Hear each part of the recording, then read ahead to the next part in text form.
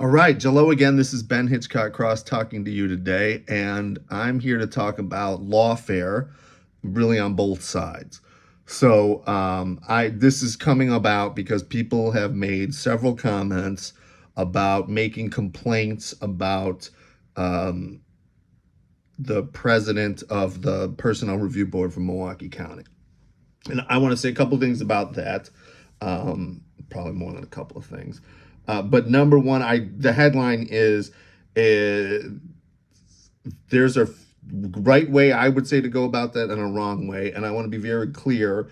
I don't think using the Office of Lawyer Regulation, as we call it in Wisconsin, as a uh, general complaint process is the right thing.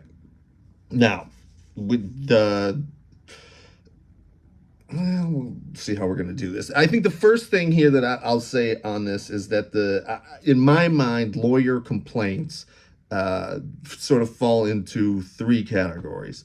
The first one, and I would say the one that the bar is most disposed to deal with, are complaints from clients about their attorneys. And that is, in my mind, the whole purpose of what the Office of Lawyer Regulation in Wisconsin is there to do is to regulate, is to make sure that the practice of law maintains its good name by preventing problems between clients and their attorneys. And there's good reason for that, and one of the best reasons is because in that situation the attorney has a great deal of power over the client, and it's true that it's needed. We need regulation in those kinds of situations. I don't care if it's lawyers, truck drivers, or presidents. That kind of power imbalance always needs a second look. So then let's look at what else, the other categories here, which are complaints by members of the public against specific attorneys. And that has a better what can I say, there can be times when that's a legitimate issue. Okay, and the number one time when the public is complaining about somebody that we've discussed here on this channel is the complaints against Stephanie Boyd for the judge there, down there, up there in Texas, over there in Texas, depending on how you look at it, about comments that she made about various people before her. And in the end, she was censured for that. And I do think that there is the Office of Lawyer Regulator, the bar is supposed to police itself and is supposed to make sure to, let's put it like this. There's sometimes when they ding lawyers that they do it expressly, not because what the lawyer did was so bad, but protect the reputation of the profession. So, and then we're going to go to the third category here, which is complaints from lawyers against other lawyers. I don't really divulge this here on this channel, mostly because I don't really want to like start a complaint war. But I've got numerous OLR complaints against me by attorneys, pretty much exclusively attorneys that work for the government. Now, I find those to be lawfare. Everybody's got a right to make complaints. Those complaints need to be heard, and all those things make sense to me. But certainly the motivation for filing those complaints, in my opinion, is was not to promote the regulation of law, but was revenge in one way or the other, generally speaking, for their existence on this channel.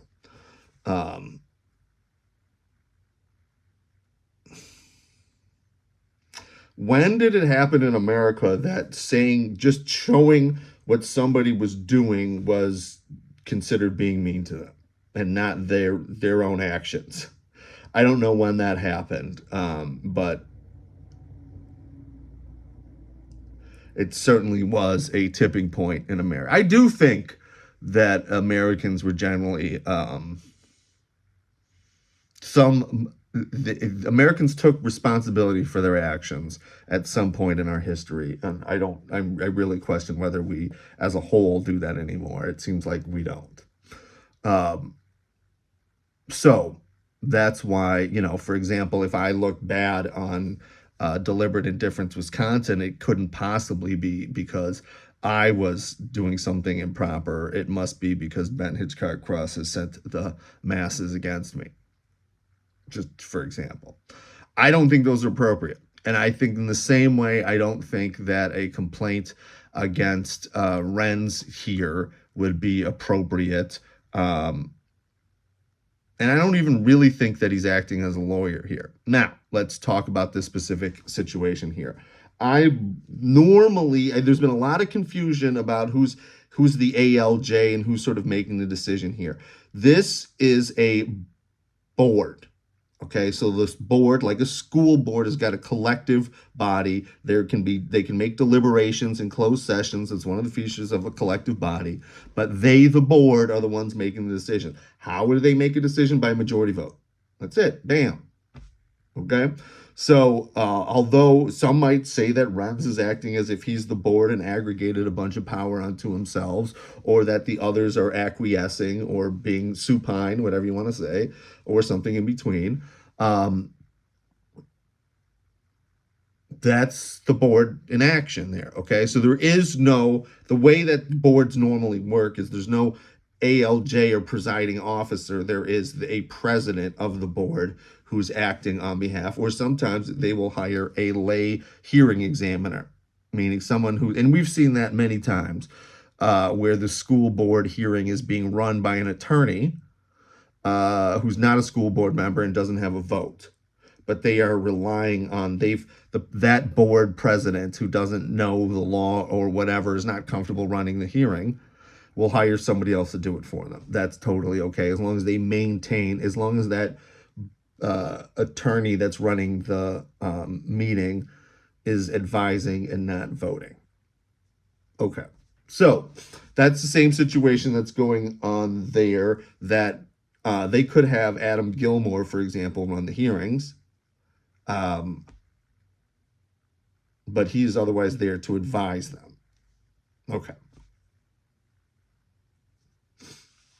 Very, very interesting. So then we kind of get to the second sort of what is appropriate, and making a complaint to everybody's got a supervisor in one way or the other. Okay. Now, and that's why I get back to, I assume that Renz is not a practicing attorney, that he had been a practicing attorney, and that I assume he's retired. But that I haven't checked in on that in quite some time. But that's, that would be normal for that sort of position.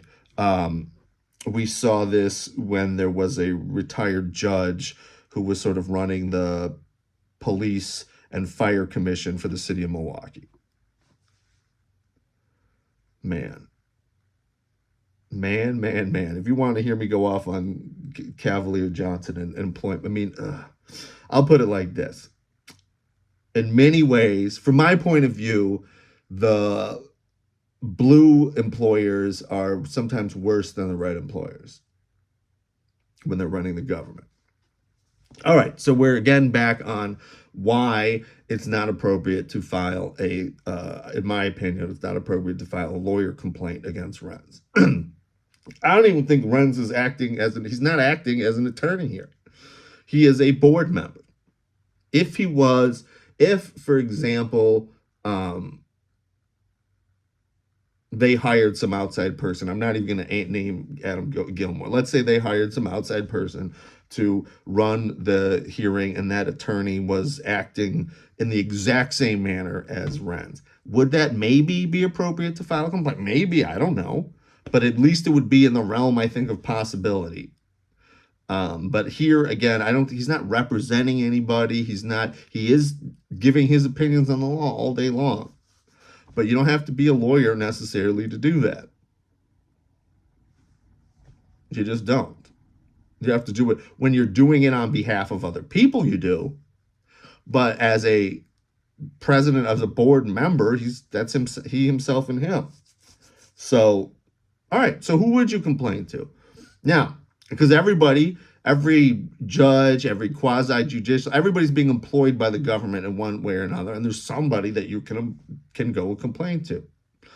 And normally that's going to be the county board. The Milwaukee County board members are going to be the people, and they're going to be the people who are most likely actually going to listen to this. But in this situation here, Milwaukee County's executive, that the county executive is elected. And that person is the one who's got the power to appoint and remove these people.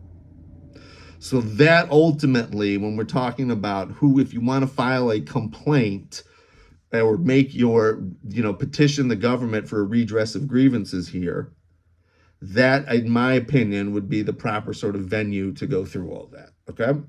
So I think this is an important thought exercise to go through and to get, from A to B here on, okay, I've got a problem with the government. How do I, with the way that this person who's clearly being paid by the government is acting, I don't want my tax dollars to go to that. I want my voice to be heard. How do I do that? Okay?